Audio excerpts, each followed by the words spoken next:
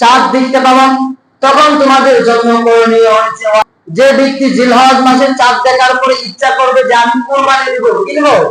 কুরবানি দেব, তার জন্য করণীয় হচ্ছে মুছ, দাড়ি এবং চুল সে যেন এগুলো ছোট না কাটে এবং নখ যেন সে না ফেলে দেয়।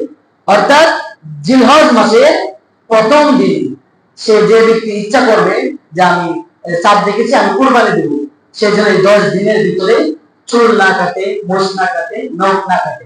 বুঝতে পেরেছেন? এটা কেন আপনারা প্রশ্ন করতে পারেন না যে আমরা কেন করব? রাসূল সাল্লাল্লাহু আলাইহি ওয়াসাল্লাম বলেন যারা হজ্জে থাকে তারা এই 10 দিনের মধ্যে চুল, মুছ, দাড়ি এগুলা কাটে না।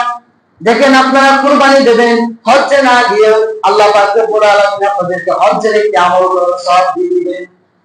এইজন্য আমরা যারা নিয়ত করব যে আমরা কুরবানি দেব, আমরা সবাই আগে থেকে অর্থাৎ জিলহজ মাসের চাঁদ ওঠার আগে ভাগেই আমরা কি করব? মুছ কেটে দেবো, চুল কেটে ফেলবো এবং নখ কেটে ফেলবো। আশা করি আমরা সকলেই বুঝতে পেরেছি।